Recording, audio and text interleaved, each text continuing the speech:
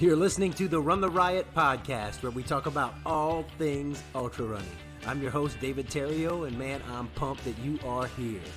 Let's see what we can get into today.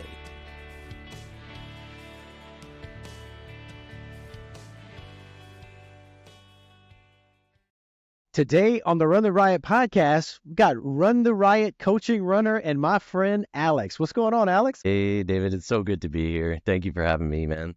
Yeah, man, I'm glad to have you, dude.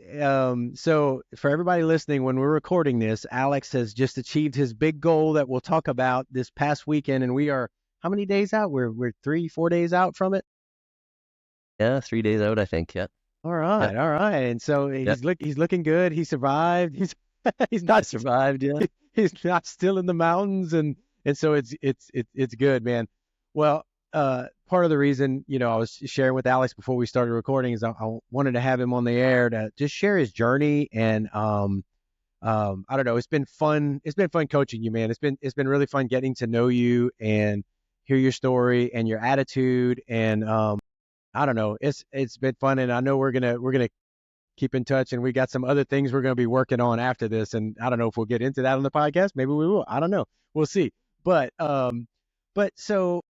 It's kind of funny. I love technology, and Alex, share with. I mean, most of the listeners are in the the U.S. And we do have some in the UK. I actually have some all over the world that listen. But share everybody just where are you right now? Where am I physically? Yes, where you are physically. Yeah. So I live in Calgary in Western Canada. So Calgary is known for usually when I travel, and I used to be a keynote speaker and stuff, and when I'd get to places, I'd say Calgary. If I was far enough away, they'd look at me blank. So I'd say, okay, then have you heard of Banff? And most people have heard of Banff in the Rocky Mountains. So I'd say, yeah, we're about an hour from there, just an hour east of, I can hop in my car and I can actually see the mountains out the window kind of thing from here too. And the other thing people had heard of was the 88 Olympics. Now Calgary's kind of growing. I think it's up to like 1.6 million people. And it's amazing.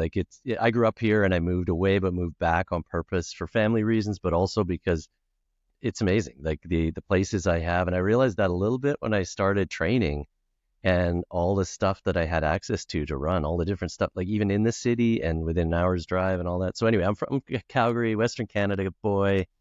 And yeah, that's me. And just when you would share pictures and stuff of you training and running, and I was jealous, man. It's gorgeous out there, man. It's beautiful.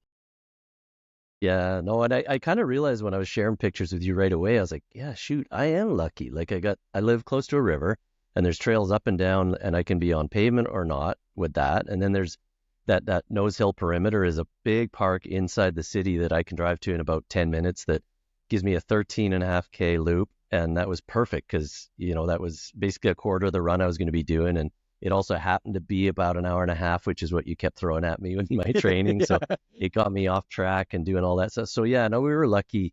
I was feeling lucky with where we live and that. And especially I like, for those who are listening, I would share pictures with David, or I'd send him a video of like me in front of the train because the train was going by, and just kind of struck me how, it is pretty lucky. I don't have to drive anywhere to get to the train I want to be in. And for me, running's always been a fun thing. So it's not like I'm actually going to get into my first kind of longer distance race and all that, but it's always been about just getting outside before. So anyway, it all kind of locked in, and yeah, feeling lucky about it. Yeah. Well, let's rewind. Let's go way back when Alex was a young lad back in the day. Like when you were in school, growing up, did you do sports? You know what? I did.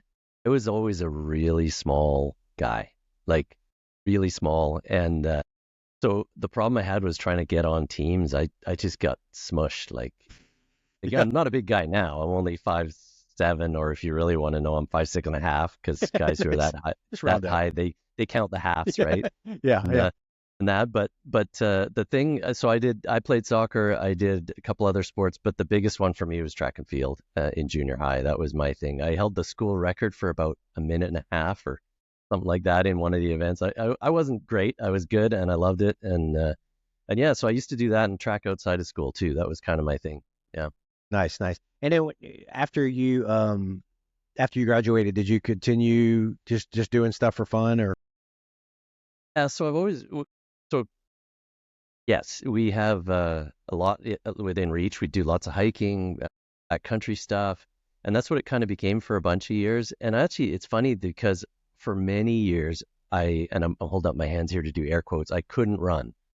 And it's funny because you and I just worked through this in the last few weeks of my training, but it was my left leg, my left knee, and I just couldn't get past it. And I also was busy, you're a young guy starting out a career, not it's nothing to do with athletics or anything. So I just kind of put it aside, and I got this story in my mind that I couldn't run and couldn't fix it. And I ended up even having knee surgery because I did one day go to a specialist, and I didn't need knee surgery at all, it turns out. And it was no better once I recovered than before.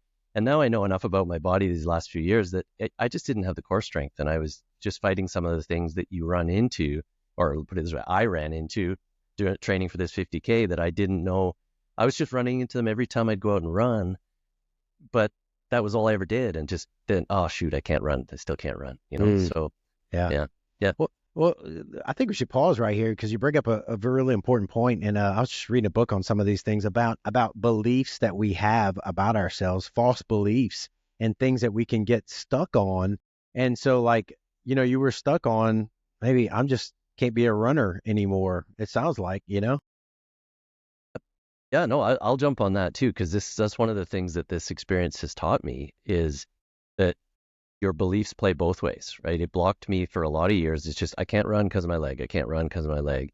And for sure, it held me back, and I didn't know it. And anyway, there's a story as to how I kind of broke through that a few years before I met you, and all that, and figured out, well, I can run. Look at me, I'm doing 5K. I'm back to this, and that actually went from I'm going to run 1K, then I'm going to run that a bunch of times, then I'm going to run 1.5Ks, and I just kind of slowly built into it.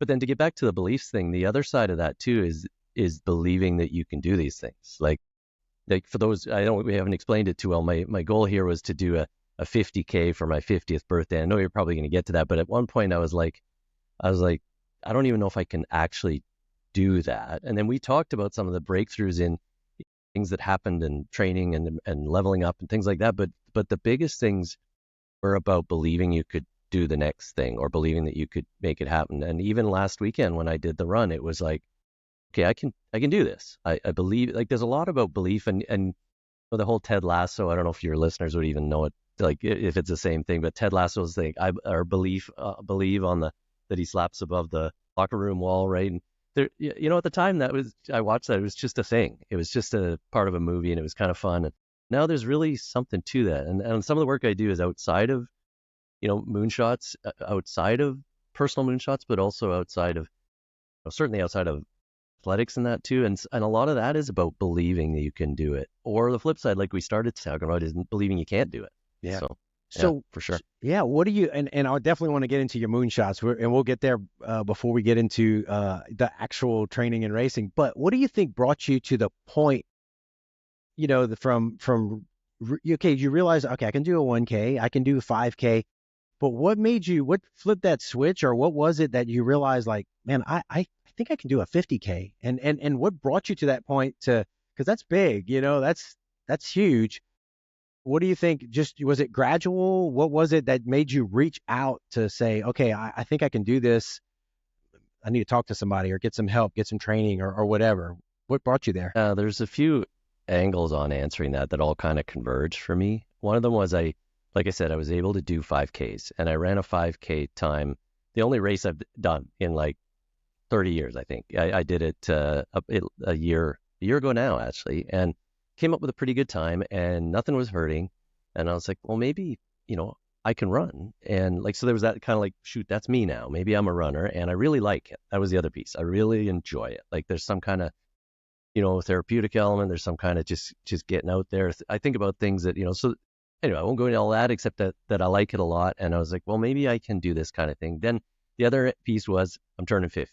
So I was like, okay, I'm turning 50. Then and at the same time, I'm getting into moonshots. And you said we'll talk about it later, but this idea of really big, audacious projects in a business setting. I'm coaching innovation teams. I'm doing all that stuff.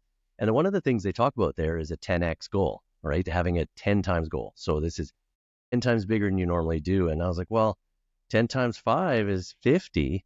And I literally started Googling, and I was like, oh, they have 50K races. And then anyway, I'll stop there because you probably a longer answer than you were looking for, but it all kind of converged to, well, shoot, for my 50th, maybe I'll do 50K. And then to your point, I started like trying to figure out what it meant and what I'd have to do, and have this stack of books. I still have, frankly, I didn't crack them since I met you, but I have all these books I was trying to read and get good at it. And I realized I don't have, like, I might be able to get there, but I can't get there by myself. Right. So. Yeah. Nice. Well, let's talk about your moonshot. You just talk about your business, and I want you to, within that, talk about like the journey, like as far as you as a professional, that what got you to where you are now. And let's go ahead and camp out there for a little bit, because I've been, as we've been going through this relationship, this coaching relationship, I've been asking you things because I love this stuff. And you and I have, I don't know, we've had some great conversations on it. So, share with everyone kind of what brought you here in your business, and then what you're doing, what you're launching right now, and what you're hoping to see from it. Sure. Thank you for the opportunity to tell about it too. Yeah, I'll tell you, I'll sort of jump around, but start with close to the punchline, which is that about 4 years ago, coming out of COVID, I kind of hit a point where I just needed to make a change. I had a great job. I was a professor at a university teaching innovation and entrepreneurship and engineering in an engineering school. And I'd been in academia for about 15 years with one foot there and one foot in startups, and just driving crazy on both of them and doing all that. But I hit a point. So to your question, one of the motivations was I don't want to, like, because when I decided to leave, I gave up tenure and I gave up not the pension, but pension contributions. And like my colleagues were like, what are you doing, man? Like, you could coast for another 20 years like us and like me. And so the problem I had with that was I don't want to coast for 20 years. Like, I'm only here, to do this the way I'm doing it now. One time in my life, I got to spend it the right way. And so I stepped away from that and then started a business which had always been kind of a passion of mine, was building websites. So I ended up building a boutique digital agency that helps leaders tool up, basically. How do I build a brand? How do I build the digital stack I need to get out there? How do I get my message straight? How do I tell that story? And I sort of made all of that easy and fast for people. And then to keep the story short, it's evolved into tech is one thing, and I became kind of people's personal chief transformation officer. That's what I started calling it. And I work with people, and I love it. Like, sleeves rolled up. I'm having fun with people. It's their vision, their goals, and all that stuff. But the tech's only one piece of it. There's such another piece around where you meet people and you give them the whole tech stack. They got everything all the influencers have in 48 hours. And then it's like, well, what do I do now? Yeah. And it's almost like, the analogy I tell them is, it's like if someone gives you Microsoft Word, and you still have to write the book. Yeah. If you're an author, or something like that. Like, having the tech isn't enough. And so I ended up getting more and more onto the coaching side of things. But my background had been helping corporations with innovation and really big value innovation and moonshot stuff. And this moonshot word kept coming back. So to keep it as short as I can here, and thank you again for asking. But we got time. Keep going, brother. I appreciate it. It's fun to talk about. It's kind of nice that you ask about me. It's kind of anyway, thank you. And I guess to round that out is, it's all coming down under this one banner now of the Moonshot Opportunity System, or Moonshot OS, and helping people. And I've moved away, and it was a thing that was hard for me to let go. I'm moving away from corporate work and helping teams in a corporate organizations do stuff, and instead helping individual leaders. And I have these little pitches that I'm starting to get used to now, because I've let go of the old stuff. And I help already successful leaders build and accelerate businesses that allow them to earn more from their expertise, do more of what they love, leave a dent in the universe. Like, and people are and it's people who are going to scale a solo venture, or it's people who are going to transition on a mission or retire on fire. And I'm really focusing in on that, and I love it. And so the other side to that is the personal side. And it's everything from, I want to start a consulting business, I want to start a coaching business, I want to start whatever it might be, to I want to run a 50K. How do I do that? Because as we got into this, like, there's a whole digital side to running 50K to raise money for a charity. And so anyway, I've got this Moonshot ambition now that I love, because I've coached thousands of people on the business side, literally thousands, and they're educators and CEOs and students, and it's always been, or almost always been, one to many or one to a few. This work I do now of working with someone one-on-one and going really deep and helping them grow something and seeing the lights come on for them and helping them achieve that next level is super fun, super exciting. So that's where I'm headed these days, is doing that under the banner of Moonshot, not the operating system, not that OS, but opportunity system, which is a bit of a tweak on the language, but it's kind of fun, helping people build opportunities and transform themselves, Well, and I think that's where, I don't know why we've had such great conversations and stuff about it, because, what I'm doing with the podcast and with coaching people is people have this thing they want to accomplish, and they, help guide them through that, accomplishing it. And you're doing similar, like somebody that's really good at something or has a really good expertise, but like, how do I business this?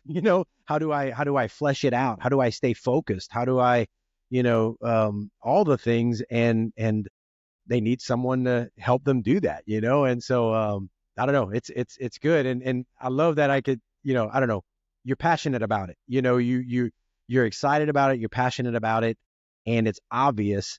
And part of the reward, it's business and everything, but part of the reward of like what I do is when people accomplish something that they just dared to say, I think I can do this, and let's try it. And then they get through it and like, I did it. What's, I accomplished that big goal, and what's next? And I'll just, a little hit, you already sending me links of races.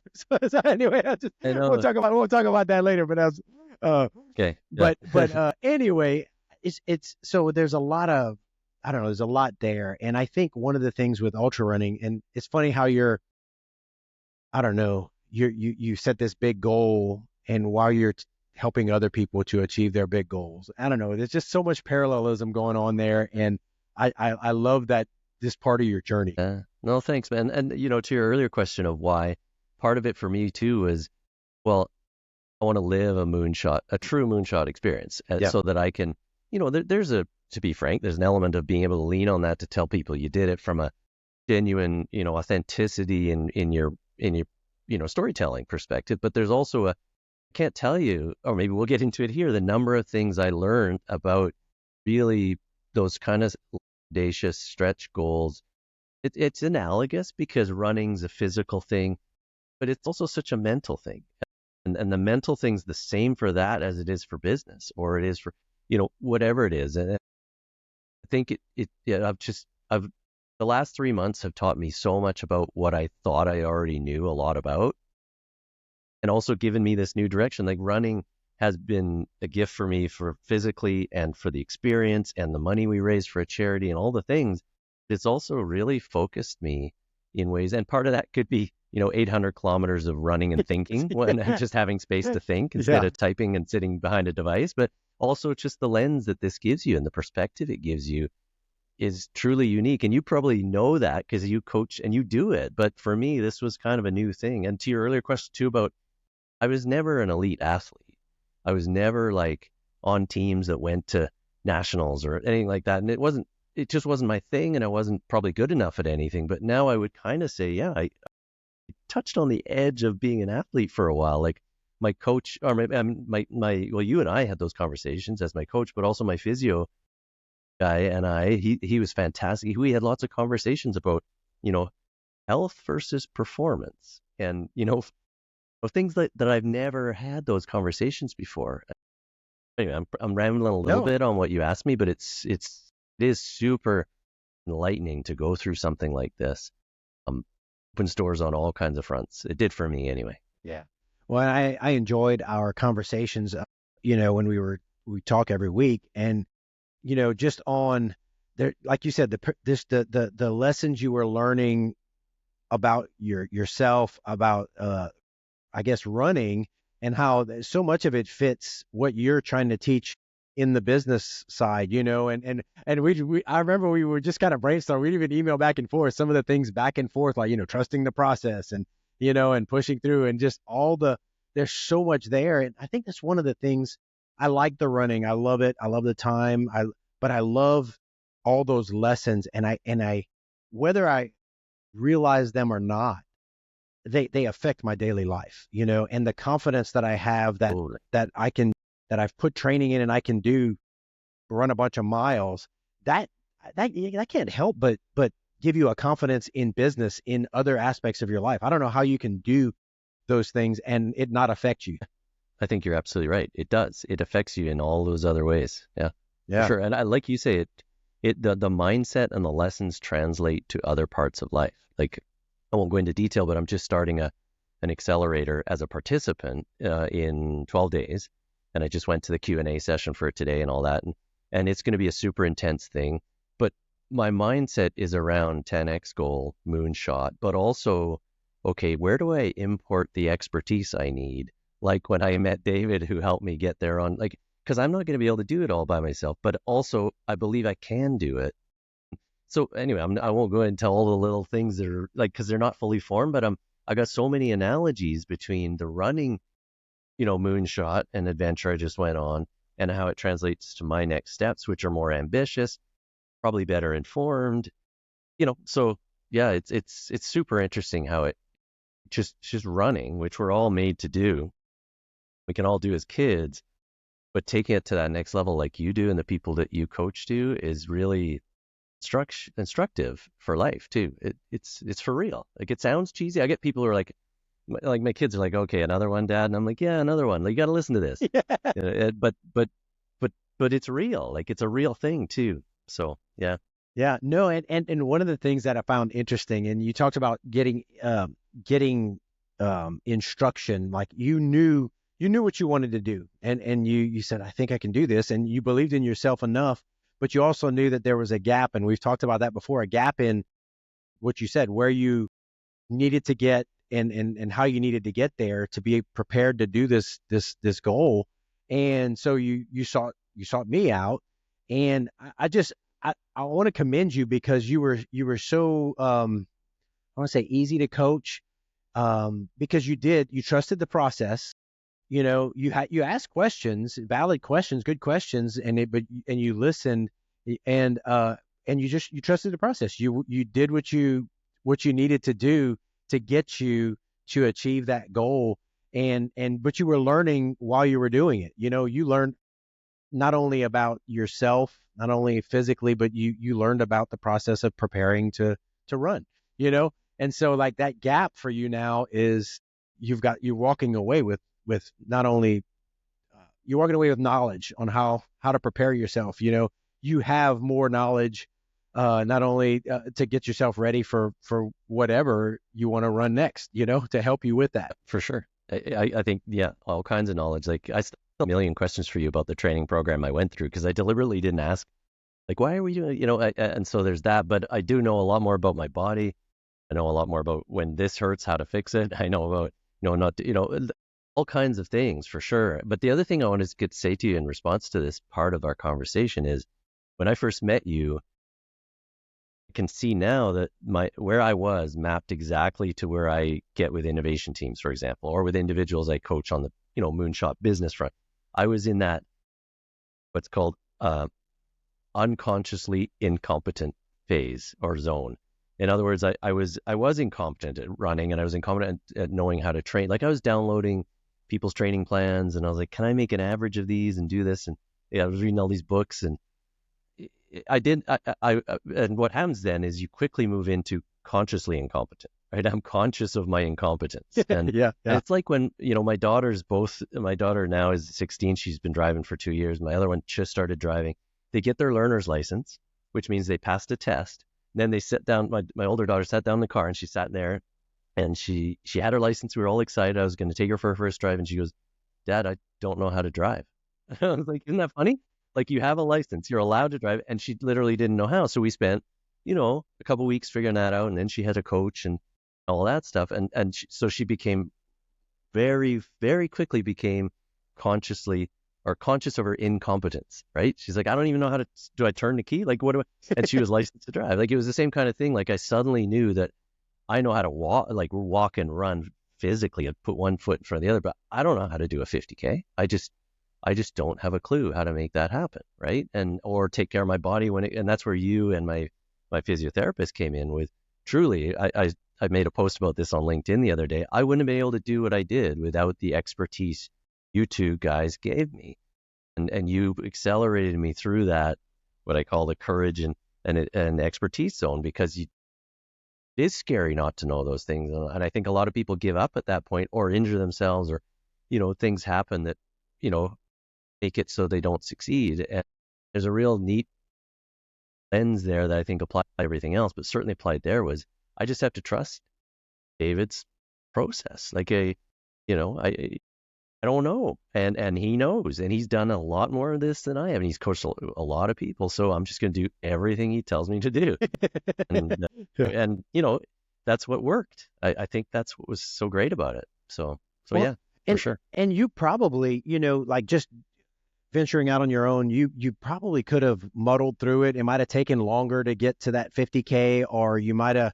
been able to get there, but we were able to kind of, I don't know, expedite the process, and help you along. And you had someone to help with confidence, like, hey, I'm dealing with this. I feel like this is going on. I'm tired, or that felt too easy. Should I put, you had somebody to give you confidence as you're walking through it. And it helped you to just go through it more efficiently, and get you ready without kind of like, I think I'm ready. I don't, I think I did what I need to do.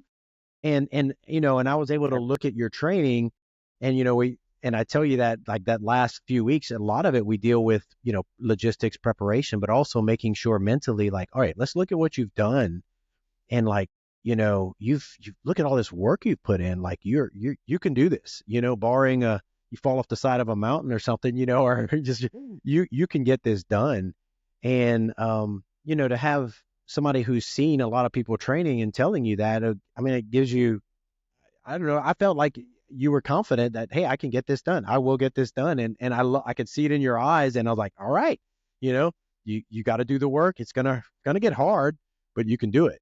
And that helps you when it gets tough. It does help. It helps a lot when it gets tough. And I tell you that, the morning I got up to do it, I was like, man, you question yourself, and you like, this is the big one. And everybody back home knows I'm doing this today, and all the people who donated to my thing, all this, but it did.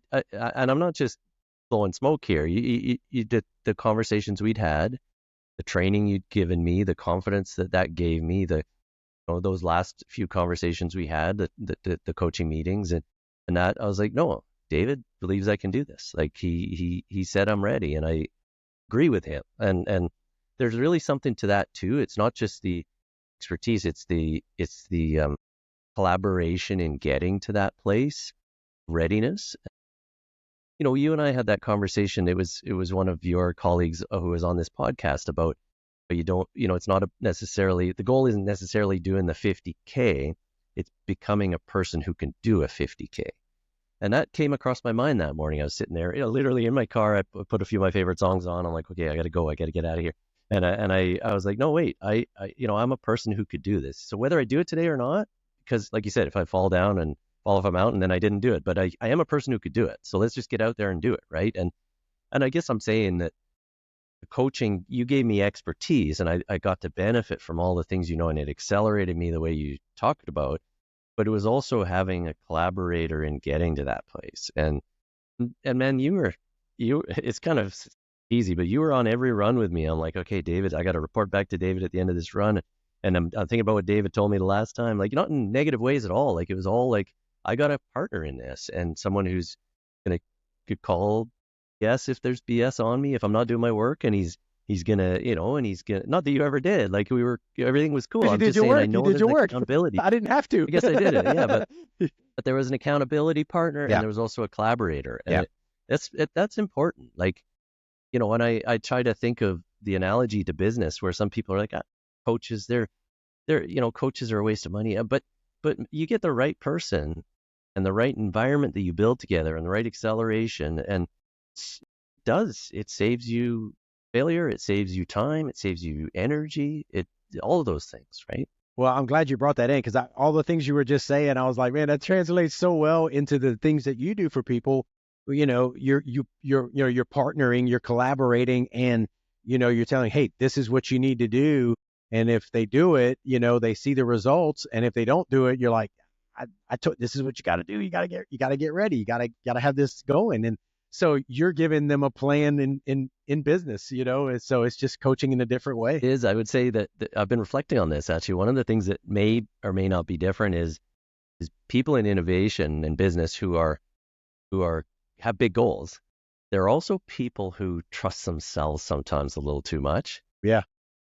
And I say to people, like, trust yourself, but don't fool yourself. And that's but good. even then, some of my favorite, thank you. That's what I use with my people that I coach and with myself. It's like, and that's what happened when I was like, can I trust myself to learn this running thing, 50K thing, or do I need some help? And it's like, no, I'm fooling myself a little bit here. Like, but I guess what I was trying to say is I meet people who fail in the innovation side and the personal innovation. Like, this is their life project. This is their personal goal. It's not even a company that they work for thing. But in both those settings, they'll fail because they trust themselves too much, or they're not willing to trust someone else, I guess. And some of that's personality type, like people who take on big goals don't get to that place in life without trusting yourself too, right? And being good at getting there. But sometimes if you're really chasing the big things, it can't be done. Like I could not learn what I could not learn what my physiotherapist knows in any amount of time, let alone 4 months, right? You need that expertise. You need that partner.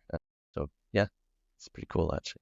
Well, and there's, we talk about parallels quite a bit, but we can become confident in our past successes in things to where we can become overconfident and rely upon that to where when we're going into something else, we go in too confident, fooling yourself, like you said, fool yourself and not do what you need to do, not do what you did before to prepare yourself, for this next task. And look, you hadn't said anything, but you got a PhD, right? And you've taught it. You're an educated man, and you can I'm gonna figure it out. Well, but you're also a humble man, and you're like, okay, there's something to be said for having humility in certain things. And I mean, I'm a man of faith, and so Jesus talked about the meek shall inherit the earth, and pride comes before a fall, and all those things. And sometimes we just have to humble ourselves and realize that, okay, I need some help to accomplish this goal, and walk side by side with somebody, get somebody to walk with you for a while to get you there. Yeah, I love that. I love what you just said. Thank you for that. And if I could add to it, the other side of the expertise conversation we've been having is that expertise can be a killer as well. Like it can hobble you. And the more you know about it, like you joke about, or you raise my PhD, I often joke about it. I knew as much as 45 people on the planet about something called strapped down airborne DGPS INS gravimetry. And, it luckily it translated into a lot of other things in my life, but it can, that, and I'll go back to the people that I work with in an innovation corporate context. There are some very incredibly good people who are good at what they do, but their goodness at what they do holds them back at innovating because they lean on their expertise. They're not willing to be a non-expert. They're not willing to seek it out. They're not willing to, or that whole, it's humbleness, asking for help thing. They don't, sometimes they don't want to, sometimes they don't know to. It doesn't occur to them that they don't know that their experience base is not enough to do it. Right. So, and I think I mentioned to you, I've got a friend who, started doing ultra running and, just started doing it and didn't have a coach and that kind of thing, and ended up getting injured midway through the first really big ultra run. Right. And, so it's the same kind of thing. Like I think these things, different domains like athleticism and business innovation, but there's some real common things to these things: mindsets, ways of thinking and practice. The way we approach things, our comfort with discomfort. Also the environments we're in. Is it fear-based? That's a big reason why people will stick only to what they're experts at, is because they're scared of what'll happen if they fail. And anyway, I'll stop rambling on that, but I think it's really relevant, and relevant even to running, which is the new domain for me. Yeah. Yeah. Well, and that whole fear of failure, if there's not a chance, I think that's part of it for us too. If there's not a chance of failing, like that's part of the allure. That's part of the, even in business, like I want to try this moonshot, this 10x business idea. Well, it could fail. You could do everything right and it fails. Like I said, you could have did all this training and tripped and fell, like I said, fell off the mountain. And but that's part of the why we do hard things, and it draws us. And then when you do it, it's like, I did it, and it's hard, and not everybody can do it or does do it or even tries it, So that's part of the excitement, man. If it's all easy, it's too easy. It is. I think you're right. I think that's kind of what draws people toward it too, is and it's funny, as I did this, more and more people came out of my network that are doing 50Ks or have done, long distance paddling or, things that I never knew they did. And you begin to talk to them about why they're doing it. It's very interesting to think of what motivates people as well, I find, and why they're there, why do you do that crazy stuff? Like a lot of people, I'll donate to your thing because I'm glad it's not me, like that kind of thing. So there you go. It's funny you say that. I went to the dentist this week, and my dentist, super friendly person. She's awesome. But she had a little about me plaque that they put up on the wall, just about her credentials and things she likes to do. And I didn't get to talk to her about it, but it was like parasailing, skydiving, and all this. I was like, I need to talk more to her about some of this stuff, Yeah. But it's just, that's cool. It's just funny. Like, people have this, she's very professional, very good, personable, but like jumps out of planes. Yeah. So it's like, right. Perfectly That's good plane. awesome. I'm going to jump out, so it's, anyway. It's pretty cool, so and I think there's that kindred spirit. That's one of the reasons you and I got along so well and had so many good conversations. Just that, I don't know, there's just something there. So we need to tell the story of the run. So let's talk a little bit about how your training went. And I've already shared, like you seriously, like you were great to coach. You didn't. It was rare that you missed anything, and it was always like legit. You had a few scheduling things, but man, you were on for your training. If it was on there, I would see Training Peaks light up green for it, and it was always like music to my eyes when I looked at your weeks in training. But from your perspective, when we started off, how did your I don't know, when I'm asking you to do these different types of runs and things, and what was your initial perspective of these things we were doing, and how did it change over the course of your training? It was different for me right out of the gate, because I think I told you I was running around my neighborhood doing 3 to 5Ks, maybe up to 7K, kind of feeling good about myself and high-fiving the dog at the end of the run, like that's what I was doing before, and feeling confident about it. And so suddenly to fall into a training structure, and using Training Peaks and having you and I meeting weekly, and whenever I wanted, you were there for me. So that was new. And then I remember right at the beginning, I was like, oh, this is great. This is, because I think I found the first few, I wasn't fatigued at all. The running I was doing was infrequent enough. It was 3 times a week. It was, but it wasn't taxing me. And so then for the first week or two, or not even, maybe 10 days, a week, 10 days, I was like, yeah, this is good. But then it started to hit, like, whoa, this doesn't stop, right? So I think that was my first thing, was this is a lot of work, right? And I actually don't use the right words for it even now, but the ones that you'd give me that are like an hour and a half with the 20 or 30 minutes of steady state in there, yeah. Those are hard. Those were hard work, man. Like those, you probably know this. To me, what's funny is I used to think an hour and a half, 2 hour run was a lot. But now when we're in the middle of training, I'd get to the weekend where you would give me, endurance runs, and they could be an hour and a half, 2 hours. And I was like, oh, finally, I get to just run. Because those midweeks, for me, they were Tuesdays and Thursdays. Those were so intense. But the flip side of that, I would say, is those are where I made my gains, is in doing that work and putting that in. And even if I was tired and we're not running as fast as usual one day or whatever, it was those steady state, 80% or 8 out of 10 RPE or whatever it is. Those were really where, they're what take a lot out of you, and they're where you make the gains. And yeah, and I mean, to your point, I did commit to it. Like I missed some because I came down really sick. I ran some with sickness, and then I missed I think I missed like 4 days, 3 days or 4 days in a row. And then there was actually, I didn't tell you this, there was one other non-running workout you'd given me that I did, but I didn't notice I hadn't checked it off for like a week. And I didn't want to go back and check it because I was like, oh, David is going to think I'm cheating here by going back to check it off. So I guess what I'm saying is like, I really did think if David's given me this, I got to do it. And there's a reason he's given it to me. And I knew you were watching on the other end too. Like if I started struggling, like I was too fatigued, or I don't know what the language would be from a coaching perspective, but if this dude's not keeping up, I knew you were going to adjust it for me. So I just threw everything I had into it. But the other side to your question was, I really liked it. I really liked having the structure. I really liked seeing my performance, like just tracking on Training Peaks.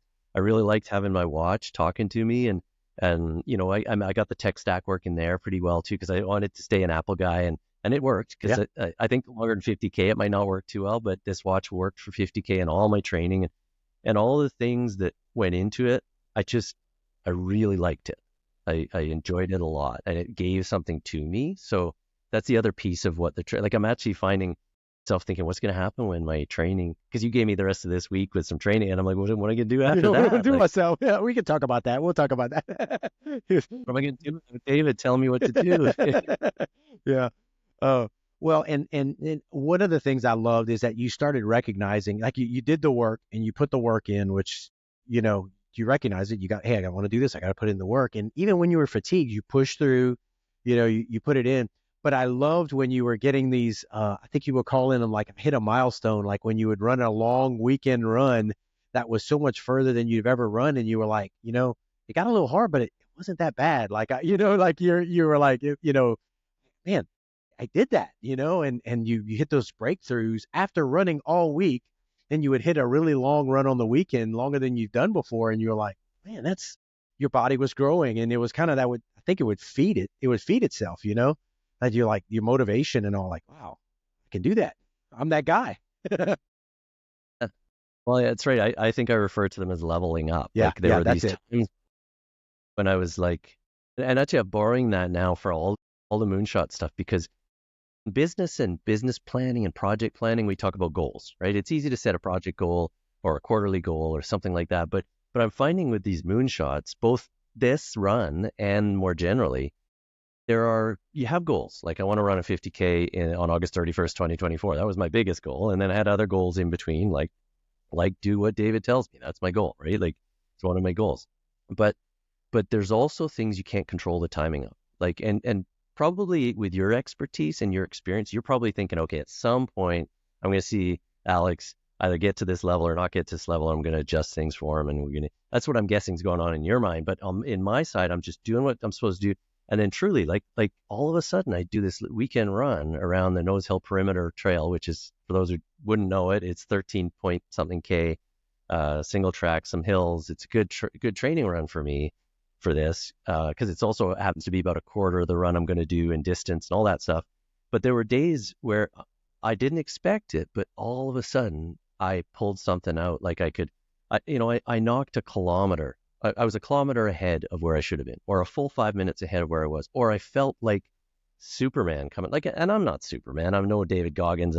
I know that. And I see the people on your podcast. I'm like, that's not me. I get it. Maybe one day I'll be an elite 60-year-old or 70-year-old, but at 50, having just started, I know it's not me, but I leveled myself up in ways. I'm like, I would text you. I'm like, dude, you won't believe what just happened. Like I felt like Superman. Like, and I really did have something that just came out of nowhere. And I think it's because of the work you put in, and it's that you gave me to do, or those steady state ones, or whatever, or your body's just ready. Like it just, and I guess what I was trying to say is, to me, goals is one thing, and you can have goals that you can hold yourself accountable to, but you just have to be open to these leveling ups that can happen when they happen, right? I don't know. That's what I think when I hear what you're saying.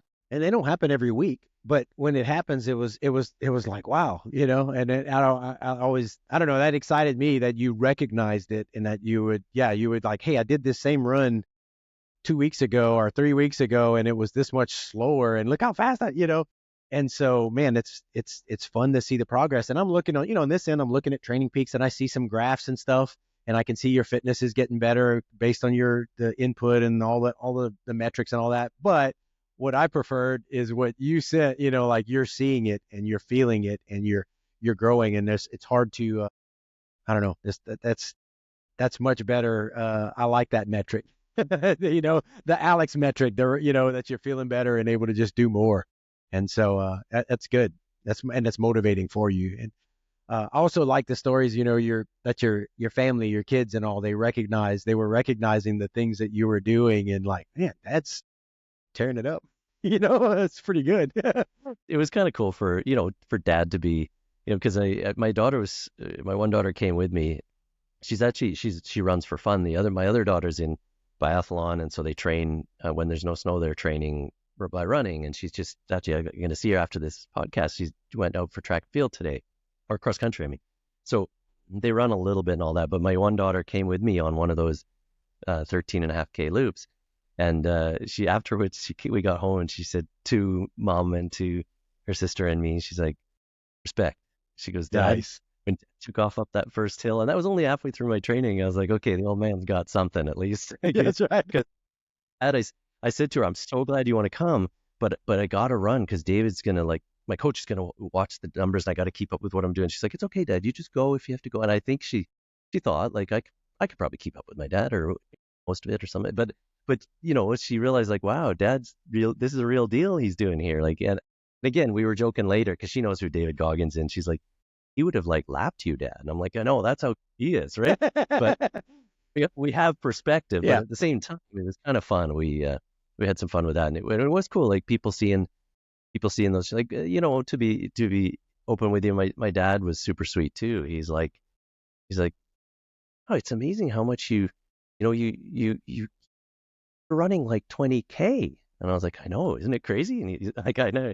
He's like, yeah, like, it's really, like, you're really moving here. Like, it's like compared to 2 months ago. And I was like, I know, it's pretty neat, isn't it? Like, it's nice. It feels nice, of course, when people notice that too, because you're doing the work and you are making changes and improvements. And I don't brag about it too much, other than, those close family. And then what I felt I had to do on social media to help the donation thing going on. But yeah, so it was fun. It was nice. It was a nice feeling. Yeah.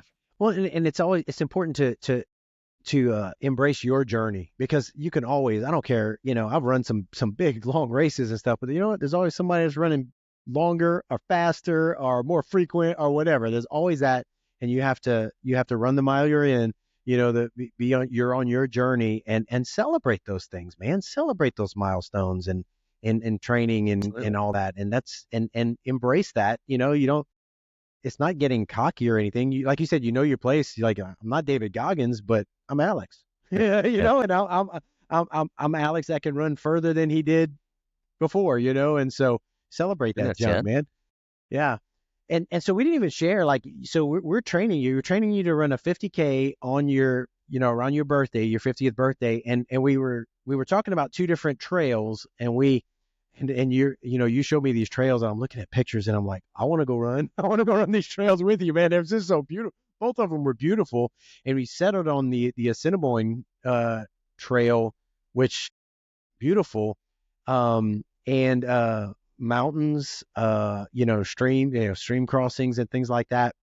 But it was, I didn't even realize that until you kind of shared a little bit, but more recently that you had taken your, it has a lot of history for you on that trail, but you didn't run out there before. Share a little bit about why this trail was important for you. Yeah, sure. So I've already talked about being lucky where I live. The Rockwall Trail is one of them, and that's about, actually I should check, probably an hour and 40 minutes from my house, an hour, something like that, in similar direction to this one called Assiniboine that I did run. And that's about a 2-hour drive once you finally get to the trailhead. And yeah, I actually, when I was 14, my dad and I hiked in there, not from the same trailhead, from another trailhead. And so the funny part, I was doing the math while I was running, actually, on the weekend there. He would have been about 47, I think, or 48 when we hiked in there. So I was 14, he was 47, and we had these big packs because neither of us knew what we were doing. And we were way overloaded. And we actually went back and dumped some stuff at the ski lodge and put it in lockers because we just had too much to carry. But we made it out there, and we got out there and we caught fish, and we camped, and we actually got caught. We didn't mean to, but our license didn't allow as many fish as we caught. And so we have these great memories and great photos, and that's always been a super special place to me. And so for people who don't know it, it's, David will probably have me share the link to the video. You can watch definitely. some of the terrain. It's truly incredible. Well, it's 50.run. So you can just go there and check it out. There's a video of all these. It's like alpine. I mean, in the winter, it's so full of snow, you need snowshoes, except where they, it's very variant from season to season. But anyway, back to your point, got these memories for me because of that. But also on my 40th birthday, my wife and two girls and I helicoptered there and spent, did a bunch of hiking there and stayed in some huts they have. And then on my 45th birthday, we did the same thing. And then on my 45th, they were young enough. I said, okay, so on my 50th, and to them, that was like years and years, like decades away. It felt like forever. I want you guys to hike in here with me. And they were like, yeah, sure, I'll hike in with you, Dad. So sure enough, my birthday came up, coming up like 6 months ago, and they were like, do we still have to do that? And I was like, well, but so anyway, then the cool part is I said I was going to run it instead. And so I did that instead, but both of them separately, since I got home, saw the videos and all the things. They're like, Dad, maybe next year we could walk it with you like we said we were going to. So yeah, it's just a special place. Like it really is special already, but it has these special connections for me. It's funny how when you and I were deciding which trail I should run, and I know you left the decision to me, like there were a lot of factors, like elevation gains double what it is at Rockwall. And I don't know if I was ready for that. And also the one I did has more helicopters going overhead twice a day. So you could, if you did break your leg, you'd be, all those things. But in the end, I think I realized I kind of, gravitated to it because it just means so much. And it was such a great run, such a great place to be. It hadn't been like, got to the lodge and I saw it. I was like, I've been here, but I guess I had walked in once, but I always get I got a helicopter here twice. And this time I just ran here like in hours, not like 2 days of hiking, so it's kind of cool. Like really great place. I like that in the video. Like you shared that in the video. Like, hey, I ran here. Like like you were celebrating it. Like I came here on foot. And so that's huge. That's good. Well, I got up, I ate some stuff, and I ran here. Like to me, that's insane. Like you and I have joked actually too. I was saying to you how I kind of got to that point where I could do 10 to 12 to 16 to 20K runs, like on the regular, pretty much. Like I could just go out and do one. And I was joking about how I felt like that got me into a group that if there was an apocalypse, I was one of the people that would get out of town in time, like a zombie apocalypse. I'm like, yeah, I'm out. like it's kind of that, like it almost feels like, I know it's especially your audience, it's not, but it almost feels like this superhuman ability that you didn't have 3 months ago.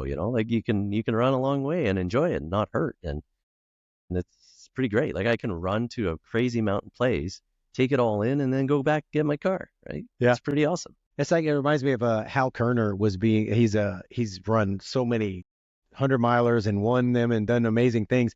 And somebody was interviewing him. A reporter was interviewing him. He said, what's the difference between you and me? He said, I can walk out the door right now and just go knock out a marathon. So, it's kind of like a low-level superhero. Like, and I'm, you going out and crush miles and like, okay, I just ran whatever miles this morning as part of my training. I'm good. What did you do? It is like, yeah, but you have a breakfast, 12K. Yeah, yeah, exactly. Yeah. It's a neat feeling. Like, and that's the thing. You don't want to be bragging about that. You don't want to be that guy, but it's also kind of cool to have that, something you can do. Yeah. Well, so you did the training, man. You went through, the adaptations. You had some ups and downs. I mean, had some where you were tired, and so toward the end, you ended up with some knee issues that were bothering you, and we had a physio on the team. Your guy was there to help you on that end and give you some things. And what was going through your mind? You seem to keep a pretty level head about it and not freak out too bad about having a kind of an injury toward the, we're getting toward the end of training, and it's our date's looming and we can't push it back too much further because there's this thing called snow that we don't know too much about down here. And so Yeah. but tell me, talk about that for a little bit and what that did for you mentally. Yeah, and maybe just for context, those last probably 3 weeks away, I was really hit my stride on the single track hill training and really, really feeling good. And then I started to get tired. Like I could feel how tired I was. Not like I need a nap, but like my muscles are so tired. Like I just don't have the pull that I know, that kind of thing. So I share that with you because the last 2 runs, they were short too. They were an hour and a half and an hour, I think, something like that, on a Saturday and a Sunday. I just was like, well, I'm going to give everything I got. And I pushed really hard and it was awesome. I felt like sore, but good. But yeah, the second one of those, Sunday before my, I guess that's 13 days before my scheduled 50K, it was my IT band, it turned out to be, but it wasn't presenting that way. My physio and I couldn't figure out, because I've also had a lower back issue that refers pain to my knee in almost the same place. And it was kind of looking like that. But anyway, I went to see him the next week and it was definitely the IT band. And so to your point, I was like, and it was funny because both you and him said something similar, which was, I'll paraphrase both of you, is basically, the good news is you can't blow out your IT band. It's just going to hurt a lot. Yeah. But you through it. Like, and my physiotherapist said, you might need to come see me for 3 weeks after, but as long as you can stand the pain, you can do 50K on this. And I was like, okay, like that's going to be a bummer for sure, right? Yeah. But I've had kidney stones before, and I still rank them as the worst pain I've ever had. And so I was like, it's probably not going to be that bad. And so I think my mindset was, honestly, in a way, it distracted me from thinking too much about not because, you tapered me off and I wasn't running as hard. And I was, all I had to think about was, okay, I got to focus on every exercise that my physio gave me and talk to you about whether I should be running or biking in that last couple of days there. And yeah, in my mind, I was like, well, I'm already going to do it. I know I'm going to make the run. I'm going to do the run. Even if I get out there and it hurts so much, I have to stop. So I may as well just, train up and ice up and do the heating where I'm supposed to do the heating and do the stretch I'm supposed to do and do all the rolling and and I just focused on that stuff. And that was the funny thing. My wife said, I think you're getting back more time now, not because you aren't running, but because you aren't rolling and stretching and icing. And I was doing that so much over the last few weeks trying to get through it. But yeah, honestly, it was kind of like, no one's told me I can't do this run. The 2 people I trust most said I can still do it. So it's just up to me on a pain management or prevention. If I can get stronger or deal with the root causes before then, which actually I think we did. Like, I think I ran without, I had pain in that spot, but basically, put it this way, 3-4 days later, I have no IT band pain there at all. And I did a 50K days ago, right? So it kind of worked. And I keep thanking my physiotherapist, Matt, for this. I'm like, Matt, that last needling you did and the things and like, thank you, man. I wouldn't have done it. He's like, just, Alex, I'm just doing my job. I'm like, I know, but I wouldn't have been able to do it. And then me working together to make sure I was, not over exerting. And so, yeah, it just kind of worked anyway. Like, and I think, to be fair to me, I guess, and to what you intended, I had done the training to get to that place. Like, I'd had that IT band injury in week 2. The rest of my core wasn't strong. My muscles around my hips weren't as strong. I think I recovered more quickly and was able to do it with the help I had because of all the work we'd done. Yeah. Right. So yeah. Got your body strong. And, so that was, you dealt with that, but you stayed confident. You trusted the people you surrounded yourself with to do it. And then, we need to pause before we get on the run itself, but you've mentioned a couple of times about what one of the things your goal for it was to, you wanted to do this for your 50th birthday, but you also wanted to raise money for, I think was really cool cause. And so let's talk about that. And I want to make sure that anybody like listens, and that I'm going to share the link for that too, so they can, but a really cool cause. Share what this cause is about. Sure. Thank you. Yeah, I'd love to share it because they're called Give a Mile. So Give a Mile. And it's giveamile.org, and you can donate directly there or at the 50.run. And the whole point of that is they're an organization that their founder, Kevin, and I'll talk about Kevin in a couple ways here. Jeff first met him on the innovation side. He came through an innovation design school I ran, and we got to know each other. And he's an ultra guy, and he's He's the guy I mentioned earlier who did the long distance paddling and all that stuff. Kevin, and I don't tell his story as well as he did, and I hope I do it justice as well as he does, but hope I do it justice. He lost a close friend, and the friend was 37 years old and had a young family, and died and was in a hospice. And while Kevin was really close with him, while they were in the hospice, Kevin and others were saying to this friend, whose name was Ryan, I think, Ryan, what can we do for you? What do you need? And Ryan said, all I need is to be with my family, son, my wife. And again, I'm not doing it fully justice, but that was the story that he tells that I've heard him tell a number of times.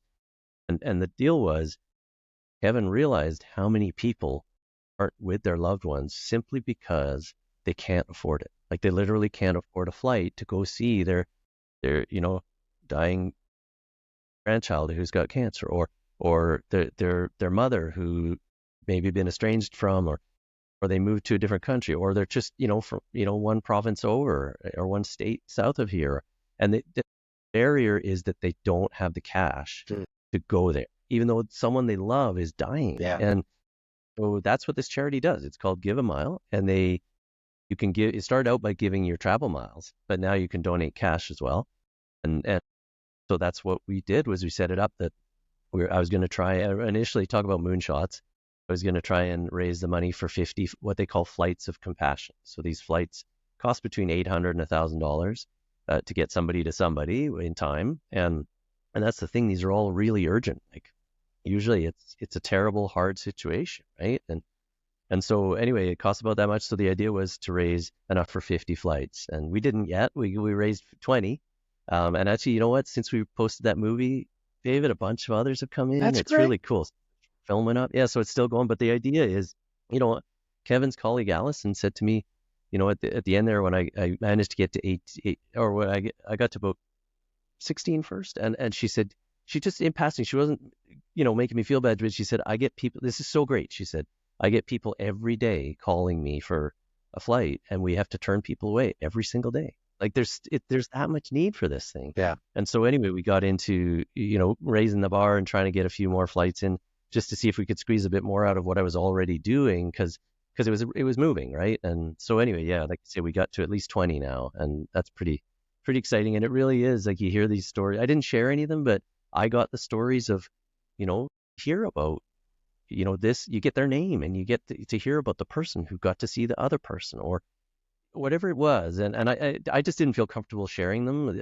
Some people do, and I think some people like having them shared, but for me, I didn't. But I guess what I'm trying to say to you is they're tangible, they're real, they're specific, they're urgent, and they change a life. Like somebody who,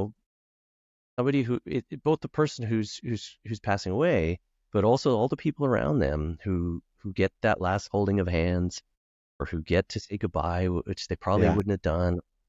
It's huge. It's so huge, man. Yeah, no, it's great. And and I'll definitely share, your buddy, he's got a video where he shares about it, and I'll definitely share the links to that. And it, like you said, it's 50.run, where you've got a lot of that. And listen, I know, economy is what it is, but if you give, help, there's always people are dealing with things that, they can use some help. And what a great idea, what a great thing to help somebody. And I don't know, it's just a cool idea, and it's a tangible thing to help somebody get to where they need to be, and at a very needed time for both of them, for closure for the person that's traveling, and for the person who's leaving this world. So really cool, man. And I so it's been kind of neat being a part of that journey too, and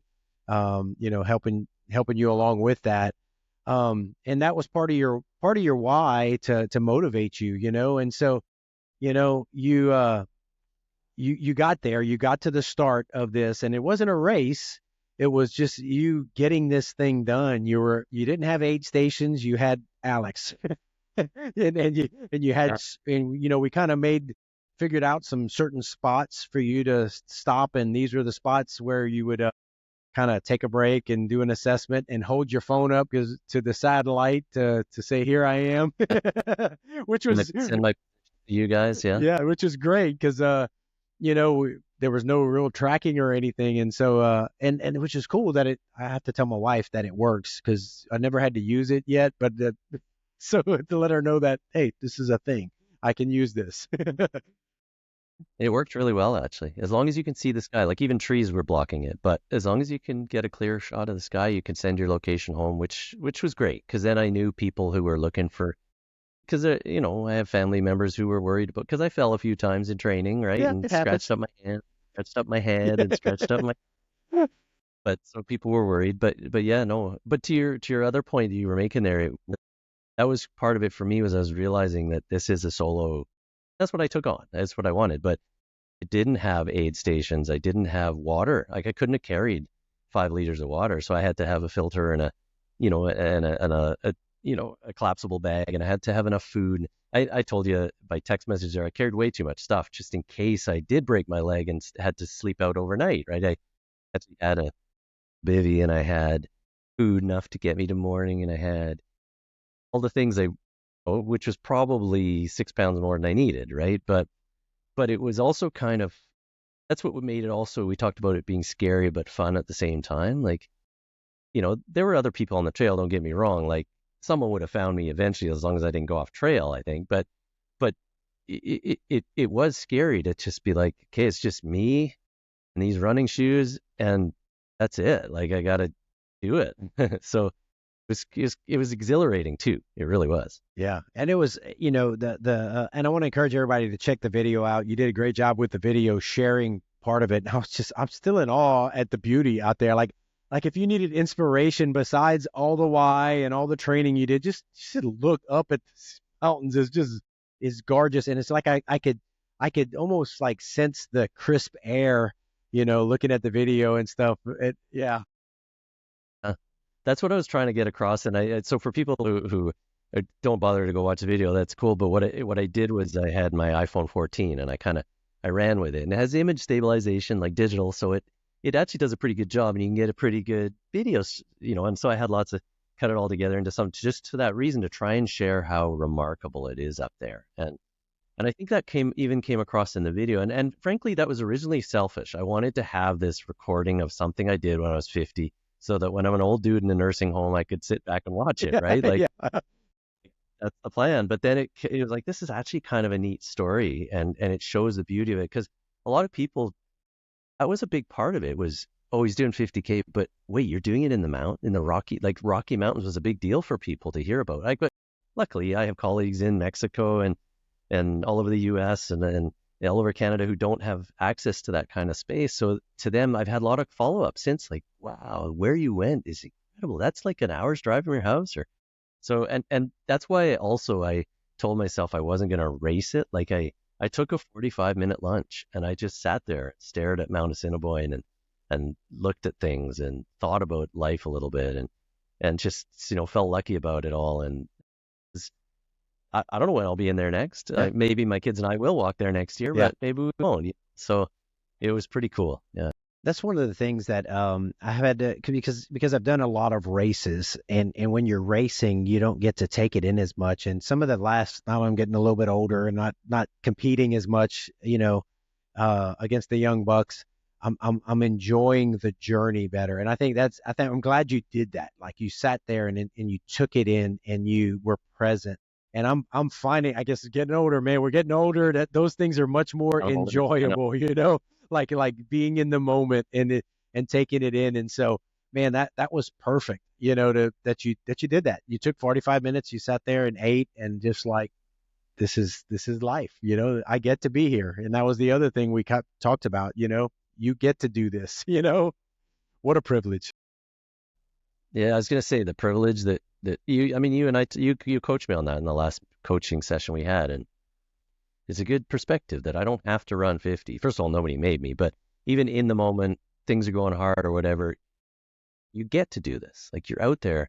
I'm the only person on the planet running that trail on that day. And there's like, what are there, 8 billion of us? Like there's other people hiking it, but I was the only guy who got to run it. Like that's pretty amazing. Like, you know, we are privileged, and we talk about that too. Privileged enough to also to have this watch and those fancy shoes I bought and those nice poles that I didn't use, but I had in case I need. Yeah. we're lucky to have that. And so to that point, like I joked with you about, I'm actually fairly serious. I might do that 13K race in a couple of weeks just because I want to get back into it. But I don't want to race anybody. I do because I'm competitive with myself. I want to see how I can. So I just want to have a good time doing it. Like, and maybe that is an age thing. Like it's true. I used to race my time-wise more when I was younger, but now it's just like, I want to push myself and do the fastest I can do. Yeah. But after that, I just want to have a good time doing it. Like that's it. Yeah. Let's see what's in the tank still. And there's nothing wrong with that. Let's see what we can do and push ourselves. And, if I was younger, I used to run a lot. I look at my times. I was a lot faster, but you know what? I can still cover the miles, man. And I know there's a lot of people who can't or won't, so yeah. Well, and you can also, you probably know this, you can pull down the stats that, find out what percentile you're at for your age and all kinds of things. Yeah. Distances. And that makes me feel good because I'm like, yeah, not only that, but those stats are based on the people who bother to run, and there's a whole bunch who don't, right? So I'm doing better than a lot of people, and that's kind of a good feeling too. Yeah. Well, so you're on the journey, man. You did the you're out there running it. Overall, how would you describe the run overall? Exciting, I think I would say. Like it was an adventure. Like it really felt. The other word is, I have a book that used to be in this room I'm in now. It's called Awe, and it's about the emotion of awe and how we don't bring enough awe into our lives. And it sounds silly, and I actually I know someone who's like, I tried to read that book and it was ridiculous, but I actually think it's far from it. It's a scientifically based book too.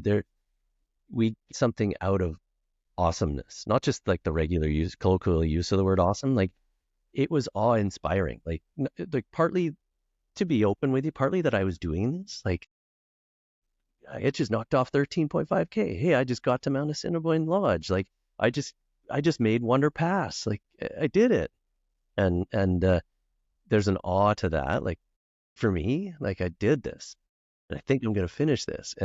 But there's also just the remoteness and the location and those things we just talked about, like being the only guy on the planet running that day. That's pretty awesome. Like it really felt good. I won't pretend there wasn't hard parts. Like the 8-kilometer mark, I got a migraine, which was a bit of a challenge because I get a visual aura and I can't see very well. So I was like trying to really be careful and move my head a lot because if I move, I can see through different parts of the aura and make sure I'm not tripping on a root. But I already had some ibuprofen on board for my, in case my knee was going to be a problem. So I actually, that's all I take for my migraines anyways. So I was like, well, I may as well just keep running. Yeah. And then it actually came back at kilometer 18, and I had a few other things that were just hard. Like it took a lot of pushing through. I didn't tell you, I don't think even that I had a cold. My daughter had been to camp and I had a pretty decent cold on the day, and I was like, well, I'm just going to pretend I don't have a cold. And somehow and I was able to do that. Like it really caught up to me the next day. I came down pretty sick when I got home the next day, but those things were tough, but you set your mind and you say you're going to do it. And it was actually a LinkedIn comment from a colleague who said we're built so that your mind gives up first, and it's a protection mechanism. But don't forget, your body's not going to be the first. Your body could go way further than your mind can. So I was like, well, let's do it then, and just keep pushing. And it can, like it really can. Like and I guess what that is about is the mental side of it, and the mental, like catching up, being strong enough mentally, or being not. It's also not just adding things and being stronger. It's also not letting things stop you. Yeah. I don't know if I'm making sense. No, but those yeah. are some of my. In fact, I read where somebody quoted, we talked about David Goggins, somebody quoted him in another book I'm reading right now about that when your mind wants to quit, when you're ready to quit, you're only about 40% to where, you got 60% to go. And I don't, who knows about the percentage, but there's always a lot more, and I've discovered that, and you discovered that, and that's kind of that opening up that governor, that there's always much more there, that the possibilities are there. And not just on the day, but also in the training. Yeah. I found. Yeah. There was a couple days where I was like, I I do not want to go running. I would say, like, kids are like, Dad's talking about not wanting to run again because I'd be walking and I don't want to run. And it wasn't often, like probably 3-4 times, but my body, my brain, but you just kind of like said I was going to do this. And that's another thing, like there's analogies to business, like, consistency, right? Like it's just I actually have a good friend and past business partner who's reached like 350,000 followers on Instagram.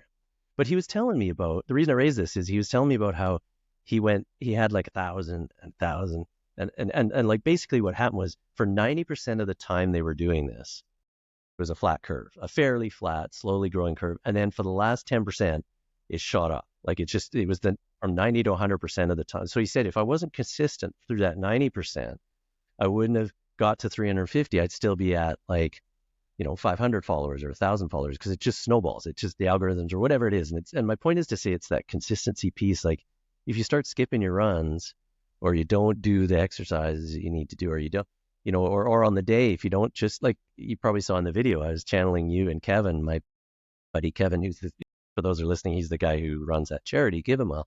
You both told me the idea of relentless forward motion, right? And I got to that point when I came down Wonder Pass. I came down okay, but then I got to the bottom, filled up my water thing, filtered it, and then I was like, whoa. I was like,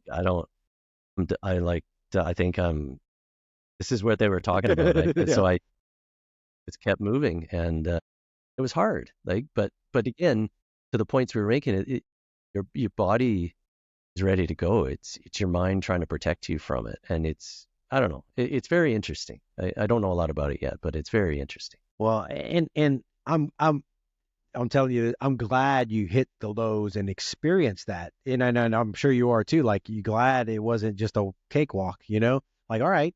Cause I tell every runner, like, it's going to get hard. It's going to get difficult, and you've got to push through it. That's where you learn about yourself. It's like, how do you know what's in a sponge? You squeeze it. And so you were out there squeezing yourself and finding out, am I going to be the Alex who's going to keep moving?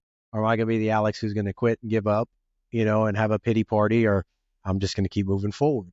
And I want to make sure and bring out something else for those listening.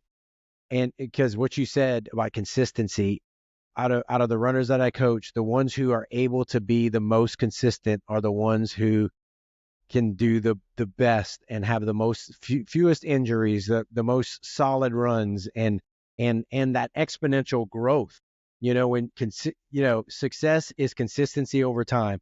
Like, you just keep putting in the work and keep showing up. I mean, you can be the most talented runner, but somebody who is and not be consistent, and somebody who's consistent, will end up running laps around you over time, And so, anyway, it's there. That's one of those lessons, and that carries over through life.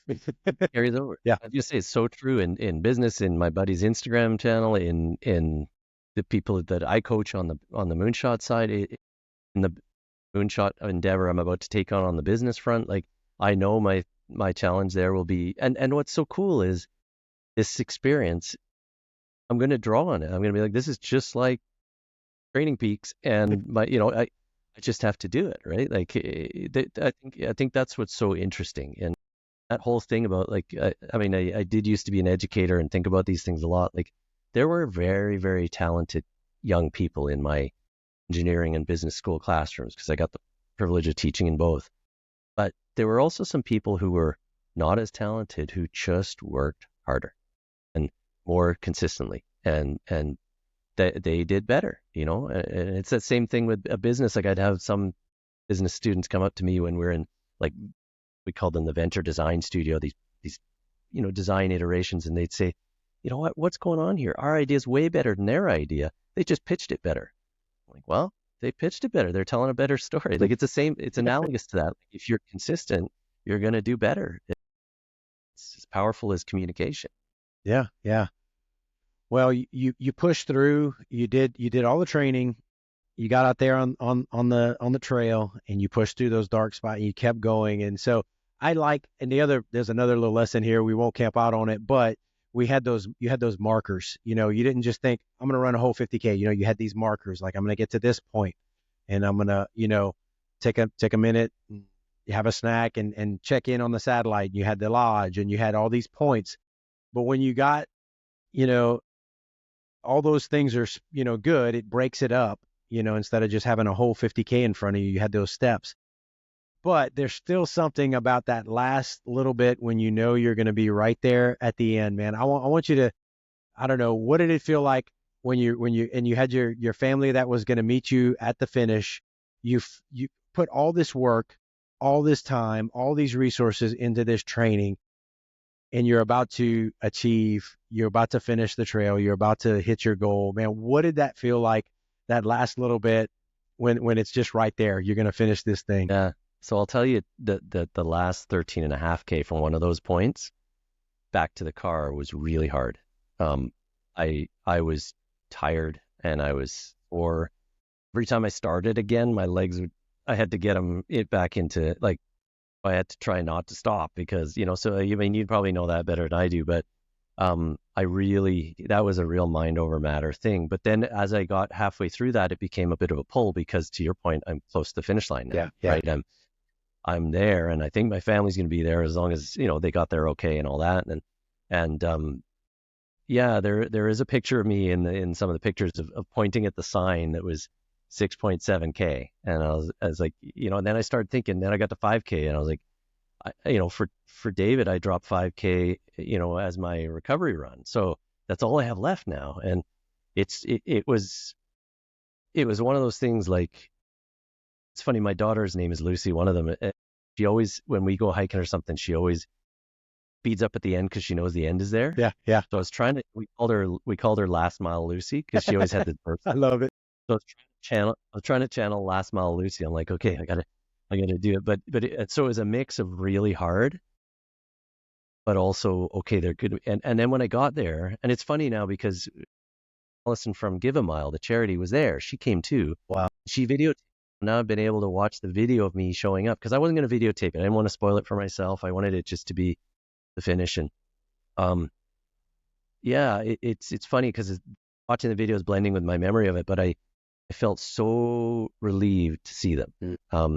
So happy also to be done. Yeah. Like not that I didn't want to run ever again, but so happy that was over because I was really tired and really sore and really all the things, but also that I did it. Like, I could tell the story that all the people who supported the charity, that I did finish. And then honestly, like, part of doing that in front of your kids too is pretty special. Yeah. Like, you want to be that dad that they remember something when I hope they remember it, that I went out and did something, and it was hard and I did do it, and it was unsupported. Like, the whole project I made up out of nothing. Right. And so that was a real feeling of, like, exhausted pride, I guess, too. Like, I felt it's there. And then the other part, I don't know if it came across to you in any of the things I shared, but my daughter made angel food cake for me. So you holding it? So, did you eat like half of it or something? Ate 3/4 of that cake. So that was the other thing. I was like, oh, I wasn't hungry, but now I am. And I got to eat cake, and we just sat around, and then my daughter drove me home, and my wife drove my other daughter home, and we had a nice dinner at home that night. And it was just to tell you, I don't know how to describe. I haven't thought a lot about those moments except exhausted, pride, feeling of having accomplished something. And I talk about it with my clients, and I know you do in the conversations we've had, but of transformation too. Like, I am now a person who can do that. Like, you've transformed into that person, and there's something feels good about that. On the flip side, actually, it was a holiday Monday, but Tuesday morning rolls around, you're like, okay, like, there's a void, there's a gap, right? Yeah. Oh, there's no. So it's kind of there's a whole set of feelings that go with that, I guess, for me. Yeah, and that's the other thing when you have these big goals and stuff, and there's a real thing where some people, like, post race or post effort, you kind of almost go into like a little depression because so much has been focused on those to get to this point. And that's why you need to embrace it for a while and enjoy it and remember what you've done and what you've accomplished, and then let it soak in a little while, and it's okay. Take some time to bathe in it, and then and then look for other goals and things like that. You don't want to always sit on your past Is that balance. I'm just thinking about this now. Is that balance between enjoying the accomplishment but not resting on what you've done in the past? Like, okay, at some point, we got to look forward to the future, and whether that be continuing to run big things that you want to do, or stay in shape, run some stuff, and focus on your business and use that momentum in your life, whatever, but just, I don't know, don't be content just to sit down in whatever it is, and just wallow it. Yeah. Move forward. I think so. That's how I feel too. I feel like that too. Like, I don't know exactly what's next other than the business moonshot I've got coming up, but that's okay. I'm comfortable with that. But at the same time, I've learned the power of, you can get a lot out of life if you make a difference for others. And I know how I used to be mad at people I'd hear saying that stuff. I'd be like, shut up, just stop talking about all the stuff you did, but the flip side of that is, no, you can just do it, and it's hard, but it's worth it, and whatever's next I'll figure out, but that's okay. It might be another run. It might, I don't know. I was joking. I was asking my daughters genuinely. I was like, how long can I say in the present tense that I'm an ultra runner? Like, your audience, if that counts, what it is.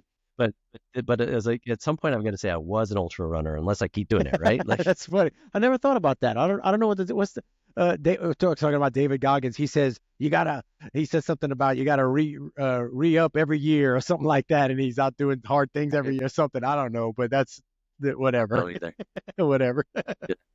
But there's something about, and that's, I referred already to Kevin from Give a Mile, the guy who founded Give a Mile.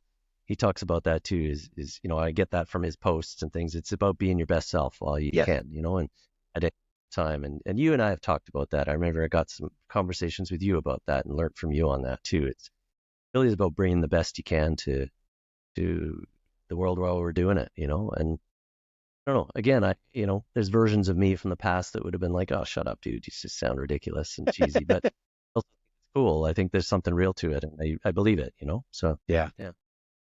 Well, Alex, man, it's been fun, and I'm glad we've already talked. We're going to keep in touch and everything, but it's been fun walking this journey, and I've been privileged to walk the journey with you, and just watching your growth physically and mentally, and believing that you can do it, and just, I don't know, you did the work. You've been a joy to coach, and I'm looking forward to just seeing what you decide to put your I would say hands to, put your feet to, put your mind to, whatever, man, in the future. And like I said, you and I are going to keep in touch on some possible projects and whatever. We'll see how things go. And, but congratulations, like, you did it. Congratulations. You accomplished the goal. You did what you set out to do. And, you've been gracious in talk about me, but you did the work. You did the work. You put the work in. I can put all these things on Training Peaks, but unless you put in the work, you wouldn't have been able to do what you did. So I want you to feel that sense of accomplishment. You did it. And so congratulations, man. Thank you. I really do appreciate it. And, maybe could I share one other thing with you Sure, before we go? sure. Which is that 50K goal was part of a bigger goal. And I won't dwell on this. I just want to share it with you as a way of thanking you. And also in case it matters to anyone who's listening. But 15 months ago, I was in a hospital emergency room a number of times with anxiety, it turned out. But the diagnosis or the symptoms were exactly the same as heart attack. And that they couldn't tell whether it was heart attack or not. And I had stress tests and my came clear and all that. And what I'm trying to say is that moment was one where I knew I had to make a change in my life and get the mental strength and physical strength too, to not deal with these. And so this is part of that journey of figuring that out. And and I guess I'm just sharing that in case there's other people out there who are in situations where things feel overwhelming, and because I was truly not able to handle my own stuff anymore for a period of my life there. And now I'm that annoying guy who's talking about his 50K. And then I guess I'm just saying, I'm trying to say that to anyone who it matters to, but I'm also trying to say it importantly to you, because you've been a key part of that journey for me, and you've taught me a lot, and I'm inspired by you and very grateful for what you have helped me do. So thank you. Well, I appreciate you. Thank you for trusting me on the journey, man. And it's been fun. So It's been fun. Yeah, it's been so blast, man. Yeah, it's been so fun, and yeah, thank you for having me here. I'm honored to be having this conversation with you, and thank you.